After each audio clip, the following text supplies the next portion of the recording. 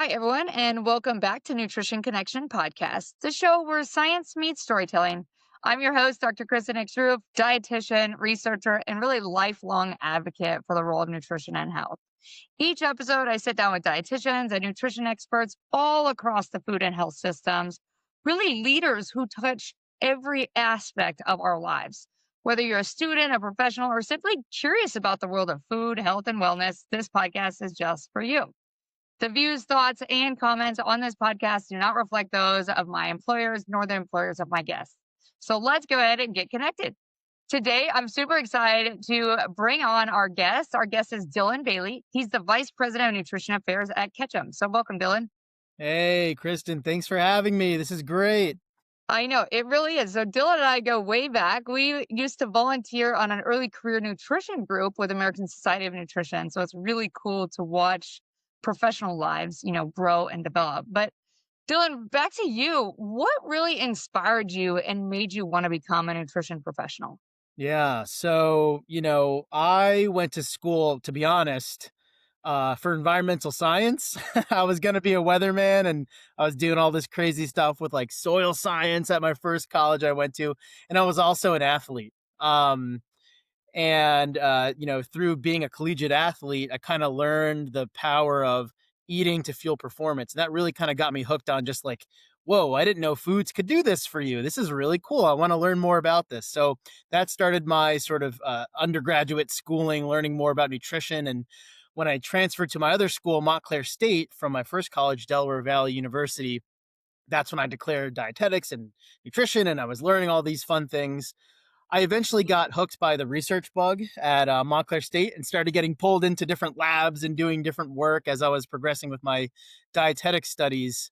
And eventually got to go down to Texas Tech to do my graduate work, which was a really amazing experience. And while I was down there, that's when I learned about the power of communicating about nutrition and research and the power of words and how you frame stories when it comes to talking about nutrition and science. Um, and through some experiences at Texas Tech, I basically was like, wow, I really want to get into nutrition communications now. So a colleague of mine sent me an opportunity to be a nutrition fellow at Ketchum. And I was like, what is Ketchum? What is PR? I don't even know what this is. I'm going to apply. Let's see what happens. And I was so lucky enough that they took a chance on me, and I was a fellow for 3 months back in New York, and basically learned everything I needed to learn on the job. And I've been there ever since 2016. So it was a bunch of random occurrences that kind of strung together into this really interesting career path that I'm in now of nutrition, communications. Yeah, and I feel like if we unpack that a little bit, number one, if you don't know Dylan, he loves the environment and he is an avid gardener. I feel like he's always thinking about weather and soil. So I think it's really interesting though, because did that in a way have some sort of influence on you wanting to become a nutrition professional? Because in your role now, you actually work a lot with connecting agriculture, research, science, and communications. So I Yeah. wonder if there's like a deeper rooted connection there? Yeah, there might be. There might be. It's definitely interesting because the work I do now at Ketchum, we touch a lot of commodity groups and we talk about foods and we talk about animals and we talk about all these things and the science behind these things. And we have to think about the messages for different audiences and what they might want to hear or learn about these things. And then in my personal life, these things are passion areas of mine. Whether it be converting my entire lawn to a native plant prairie, ripping out all my grass like a psycho, or just volunteering locally here with our environmental commission in town to help manage rain gardens and help manage all the wastewater that sort of, comes in from roofs and other places into the lake that I live near. All these environmental things coupled with the nutrition aspect of my work, there's definitely some interrelationship, and then how the weather impacts things like crop prices and all these other things. Yeah, it's very cool for me to still take some of those passion areas that I do outside of work and integrate them into my work a lot of times. Yeah. No, I think that is cool. And I think a lot of us as dietitians and nutrition professionals, we kind of all have our niche, but then we never just wear one hat, right? Like we're always kind of dabbling in different areas or wearing multiple hats in different roles. So I think that's very evident. So you kind of you walked through your journey, but how did you decide going from kind of that research masters into the communications? How did you get to that position where you are today? Yeah, that's a great question. So while I was at Texas Tech, I actually got to volunteer with the food bank on campus. And we were essentially starting this food bank from scratch. And we really needed to secure donations for the student body and others in need around the campus. I was thrown right into this comms role because I was our comms and marketing guy, right? And I was responsible for getting the message out about the need to various communications channels, talking about food insecurity, talking about nutrition, to try to ultimately get donations of foods and others to make this, something that we wanted folks to be aware of was going on campus. I was pitching media outlets. I was pitching television shows. We were getting written up in Texas Monthly, which is like a big time magazine down there. So, without any like formal training, I was like doing PR and comms. I just didn't know it. So all of that coupled with like me understanding, during my graduate work, we were working on a study that got the attention of a local reporter, and I got interviewed for that, and all these little experiences kind of accumulated into wow. Talking about nutrition is a very powerful tool, especially when you talk about it to the masses. How do I do that for my job? So again, when this opportunity came by, to be a fellow and learn on the job how to do nutrition comms and PR, and understanding the power of communications and communicating about things at scale for a lot of people at once, and how you story tell and really get that message out there, I was like immediately hooked. So it took all these sort of one-off experiences in graduate work and throughout my career, of learning about nutrition, to really sort of be like, wow, this is a cool place to be. I want to learn more about how to do this. How do I get into that job? Which ultimately led to me ending up at Ketchum. Yeah, that's awesome. And so even since you've been with Ketchum, I mean, almost 10 years, that's pretty surreal to think about, but your path and your career or what your responsibilities are have changed. So can you say a little bit about what it was when you first started and then what do you do in your current role today as Vice President of Nutrition Affairs? Yeah, so when I first started, I mean, I was learning the ropes about everything that you need to learn about to be a nutrition comms and PR expert, right? Because I didn't go to school for this. These are things I had to learn on the job. I literally went from the lab to PR. Like when I got the call that I was selected to be the fellow for Ketchum, I was literally finishing up, you know, cleaning up in the lab for the study I was running. So, um, you know, when I first started out at Ketchum, it was learning just the 101 of PR and comms. So, how do you write an effective message? How do you draft a press release? Um, what is a KOL, a key opinion leader? How do you reach those folks? Why should you reach those folks? What are some examples of nutrition conferences that people go to? Like these simple questions, and just learning how to get familiar with the industry and the different lingo and all these things that come with working in nutrition comms and PR, and building up relationships with media and understanding how to write a story and all these things. Transition to my role today, where now I'm thinking a little bit bigger picture. I'm always tracking things that are going on, sort of within the beltway, I like to call it, in terms of policy and things going on in different administrations when it comes to nutrition guidance. I'm also thinking about research strategy and how do you conduct effective research for a program about nutrition, and then how do you take that message and get it out to the right audiences? Why should you be doing that? What does that look like? I even do a little bit of regulatory type work nowadays too, so understanding how different claims that folks make about certain products or nutrients, how do those actually resonate with a consumer? How do you make claims that are not going to get you in trouble by the various regulatory bodies? because you're overstating things, right? How do we take good science and get that message out there in a way that a consumer understands? So my role has definitely transitioned to just learning the bare, bones of nutrition, PR, and comms to, whoa, big thinking strategy, um, thinking about, bigger ticket items. And that's okay because I've been doing this for almost 10 years now. So I would hope I'm, at that level now thinking about that sort of stuff.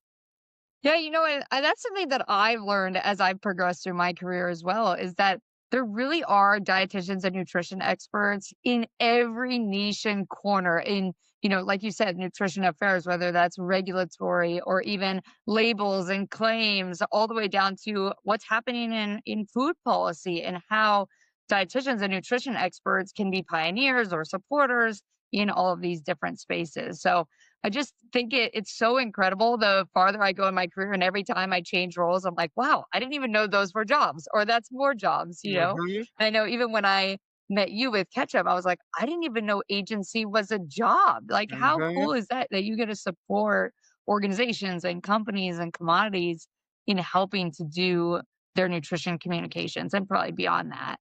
So, how do you feel like scientific evidence and science, since you are really a researcher by training, how do you think that impacts what you do in your role? Mm. We are always aware and tracking the latest science on kind of everything, right? So we are trying to understand on like two or three different levels science all the time for ourselves and for the various groups and entities and organizations we work with, right? So it's in the academic sense, what new research is coming out? Who's publishing it? What is being said about it? Is it on topics that we're tracking? Um, what's the quality of that evidence? Sort of how is media reacting to that scientific evidence? Is it in a positive or negative way? Are there stories being written around it? What's being said on social media? And then how are consumers interacting with the science? Are they totally confused by it? Are they like, yep, this makes sense, validates what I was thinking? Or they're like, well, that's interesting, but I'd like to see more. So we look at it from the academic sense. We also kind of look at it from like the government sense of things. So, are there any new reports coming out from, the Department of Health and Human Services? Is there anything new from USDA that we can look at that's a report? Maybe they analyzed, participation in the school meals program. Can we take a look at that report? Did CDC put something out on this topic of ultra processed foods? Did they put out a new report that we can look at and sort of understand, what's being the needles being moved on now? So in this particular role, we are constantly looking at science, and it's constantly impacting what we may or may not say about certain topics, or how clients may want to react to that particular piece of science. So literally, like, the science is always changing and we are always tracking it and trying to understand what does that actually mean for the consumer, right? So it's that added layer of, yes, science is advancing, but how do people actually feel about that? What do they think about that? Do they have more questions? Is it something that makes sense to them? Does it impact their purchasing habits? So these are, it's like anytime we see science, it's like science and what? Science and so what? We're always thinking about that next level of, how does this impact the various audiences that we need to think about a lot of times? Yeah, I think it really goes back. So even when you talked about early in your career, when you were kind of pitching the food bank, you're almost like science translation. Like you had the data that that the students maybe needed the food to help support health or, food security, whatever it is. And so you're kind of taking like that science really into real world translation, which I think, Mhm. again, such an awesome opportunity for dietitians to go in. So, what is your favorite, or maybe something that you're most proud of, an impact that you've had in your career? Oh my gosh. I know there's probably a lot of them, but you got to narrow it down here. Okay. There's a bunch of things that I'm like super proud of, and I've worked with so many amazing people throughout my career. Um, I instead of naming like maybe work, I think what I'm most proud of is today's dietitian nominated me as one of the top 10 dietitians, basically in the in the country last year, and I was like super stoked about that, and that's like just an insane honor. And I'm so thankful for those who nominated me, and just having the chance to work with so many amazing people that led me to that opportunity to even be able to like apply for this thing. So that for me in my career is like probably one of the biggest, honors I've ever received, through this culmination of all this work, working with different people, publishing studies, doing work with Ketchum, staying connected with colleagues, doing all these amazing things, leading to this type of award is just insane to me. And I still struggle with some of that imposter syndrome of like, no, that can't really be me. There's some other Dylan that got that award. So that for me is probably the biggest achievement in my career, is being nominated as one of the top 10 dietitians in the country by Today's Dietitian. Yeah, that is super cool. And it is awesome when you really see all the pieces of your life coming together, right? Like whether it was someone who nominated you that was a past colleague, or maybe you've sat on a board member, or whatever it might be. I think that is pretty impressive and you should be proud of it. But we all face imposter syndrome, no matter how good we are and how skilled we are and knowledgeable. We all have that piece of us where it's like, is that really me? Or, not celebrating those wins when we really have so many things to be proud of. So, It pushed me so much that some colleagues and I actually published studies on imposter syndrome in the dietetics field, and maybe Kristen can put those in the show notes. yeah. But we have like 3 to 4 papers out on imposter syndrome in the RD profession because we were challenging our own feelings of being imposters, and it led us to write these papers. So, yeah, they're very helpful tactics for managing imposterism in the field in some of those papers too. Yeah, go ahead and Google scholar Dylan Bailey, and you'll see all sorts of stuff. Dylan loves to dip his toes into different research Oh, he's projects. gifted. He's super curious. So yeah, lots of great work that I know you've done. And I've been part of some pieces of it, but it's been awesome. Also, just watching you, flourish and have really a great career. So, what suggestions would you have for someone who may be really interested in this role, either in like the general PR, science communications, or maybe something a little bit more niche, like your nutrition and scientific and regulatory affairs side of it? Yeah. So the number one piece of feedback I give to folks, because I probably get asked this question, like I'm not exaggerating, 3 to 4 times a week sometimes, whether that be on LinkedIn or just in conversations. Pers- you know, it's tough coming right out of dietetics and not having this PR and comms experience. And you heard it from me. Like I had to be a fellow first to even just dip my toe in to understand what the field needed from me and my credentials, to even have a shot in doing work like this. The same goes for reg affairs. The same goes for like, nutrition affairs, comms, PR, marketing, business development. All of these things, in my opinion, require some sort of internship or fellowship. And I know that that is like maybe considered separate from the dietetic internship, or if you're a career transition style person and you want to get into this field, it's tough to be like, oh, I have to be an intern again, but if I'm being very honest, that is like the number one way that you can learn about the job immediately fast, connect and have networking with professionals in this field who can boost you up as you start to navigate some of these, a lot of unknowns. And then three, you're attaching now real world experience to your CV or your resume that someone like me, if I were hiring for the job and I saw that you had an internship doing this, I'm like, okay, that automatically is a big deal, because it's tough to just come right in from a dietetics program or doing other work when you don't have the things that PR and comms folks may be looking for. It's just really hard to make that sell as a hire. So having that internship experience, or fellowship experience for me is like really important.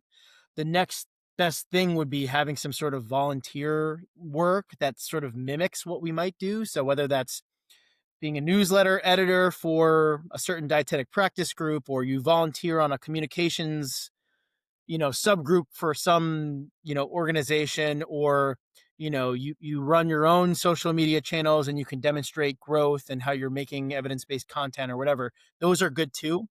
But having that real world experience in comms and PR for me is like super critical for getting involved in this, because a lot of this stuff, I mean, it starts in undergrad, being hungry for different experiences to get, to get that exposure like I did with the food bank. And then it transitions to that internship or fellowship where you're getting hands-on experience. You can always take a chance and apply for like sort of an entry level job in this field, especially if you're transitioning careers or you are an early career person. But having that experience is like so paramount, because a lot of times folks just want to get hires in and get them going. So any sort of real world experience in comms and PR that can be demonstrated, is super important. And you'll learn if you want to do this or not. That's true. This is an area that is not traditional dietetics. We are doing things that are very unique and not something you get trained on in your internship. So that may not work for you. So it's good to understand what you like and dislike about getting into nutrition comms. And I talk to a lot of people that they're like, "Oh, I would that the idea of it sounds great." But when they're actually in the role, they're like, "I don't like this at all." So that's why it's really good to have internship, fellowship type experience too, to just see if you like it or not. Yeah, I also think there's an opportunity to just be in the spaces of communications, right? Like just doing your communication. So if you're a researcher, presenting your work, going to conferences, or if you're if you can get into media, whether that means your local newspaper or getting into I don't know, presenting in your community. Like I think Mhm. practicing some of those communication skills, both written and verbal, I think really can elevate you. Because I know even when I took the job at the National Pork Board, I had next to no nutrition and regulatory experience, and I was having to lean in on a lot of colleagues such as Dylan, and others who really knew the space better than I did.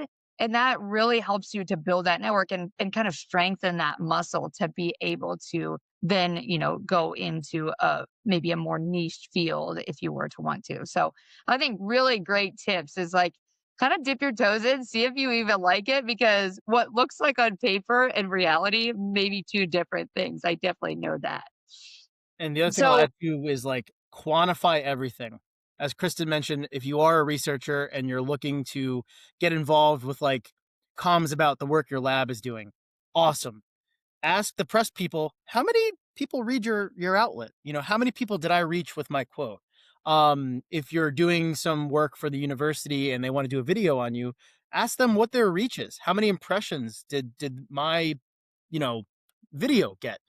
Quantify all this stuff, keep a record of it, because then you can see over time, how many people have you reached, what's your true impact. And then when it comes to maybe if you want to transition to a job more in industry or stuff like that, you can bring those numbers up. I reached 1.7 million people with this, or my articles have been cited by this many people over time, and that actually generated 230 million reads or something like that, right? These are all hypotheticals, but quantify your media impact. That's really important on a CV too.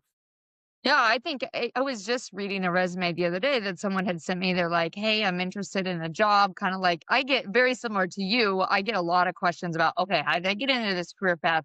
Which really inspired me to do this podcast. Is like, wow, there's so many niche careers in dietetics. But one of the things I saw when I was reviewing the resume is like really having that quantifiable impact. So whether you're a clinical dietitian or maybe you're in, a telehealth platform, like how can you take some of your measurable outcomes of what you're doing in practice and then slowly start to transition into whatever niche that you want to go into? So I think that's a really good takeaway is collect the data of what we do because we do so many incredible things as dietitians and we have such a profound impact. Yet we just know it personally and we don't actually communicate that out, right? And tell our leaders or administration or even our fellow dietitians of what kind of impact we can have. So, my final question, and this is one of my favorites, is if you had a crystal ball, No. what do you think is coming next in nutrition? It can be absolutely anything. Oh boy. Um, what do I think is coming next in nutrition? This is a very hard question for me to answer, because I think I deal with information overload in this job a lot of times, where we know everything that's coming and we know nothing at the same time.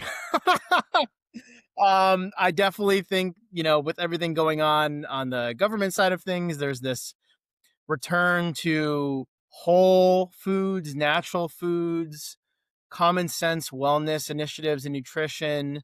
This emphasis on just eating real foods again is kind of interesting to track. I think you have a lot of interesting discord between the protein folks and the fiber folks all of a sudden, where now fiber is being positioned as this, it's fiber's the new protein, right? And I just participated in an interview the other day on fiber maxing and why fiber maxing is overtaking protein maxing. So every consumers are just obsessed with maxing things out right now, which is very interesting also. I think crystal ball wise, I think things like sensory experiences with food are super important, and that's across like all disease states or conditions or consumer types. So whether that's a patient on a GLP-1 who is looking for that really good bite or chew in a jerky, because that sensory experience gives them satiation, along with the protein, but they want that sensory experience, to even things like freeze dried candies now are like booming, where you're literally free taking all the water out of candies because of that crunch and that experience. Or the other day I saw hot honey popcorn, right? So this obsession with spice and different colors and all these things. The sensory aspect of eating, I think consumers are really like leaning into that super hard now, and that's a really cool thing to make it feel like joy's back, right? Joy's back in eating, and folks want to enjoy what they're doing.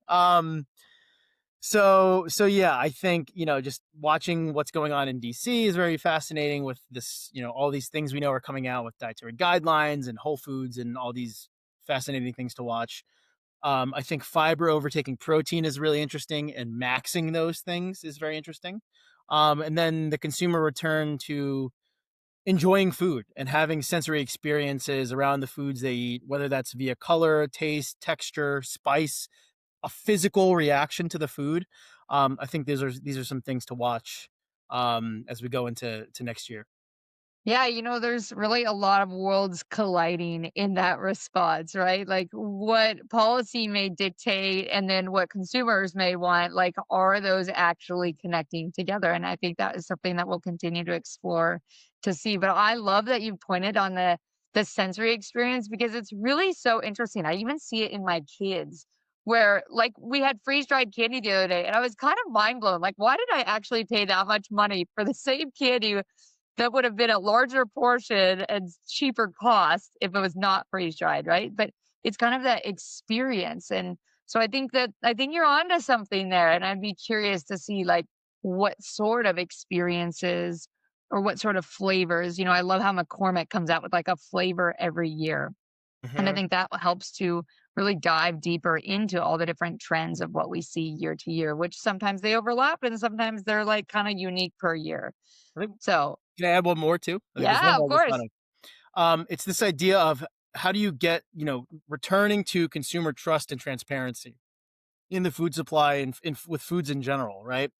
I mean, Ketchum has some data out, our Appetite for Change survey, that basically shows consumers do not trust, the food supply. They don't trust the food industry. They don't, there's a trust problem. So what's going to be done to build that trust back from consumers is something that they're watching for and that I'm going to be watching for also, because I mean, it's a big rift and there's a lot of ground to make up, and storytelling in an authentic way with science to build trust and be transparent is not an easy task. So it'll be interesting to watch how that sort of, you know, evolves next year too. I think that's where dietitians and nutrition experts are really at the epicenter of all Yep. of this, right? It's our jobs to work both with farmers and the food industry and the consumer to really bring the science into reality of what it works and how it works for each individual person. And food is health in a way. It's just how do you kind of bridge all these things together? So really fascinating, Dylan, and hopefully you enjoyed his story and kind of where he's been and where he's at now, and you're inspired to maybe pursue this sort of career. But make sure that you follow in on our next podcast, and I hope you enjoyed it. Thanks so much, Dylan. Thanks Appreciate for it. having me, Kristen.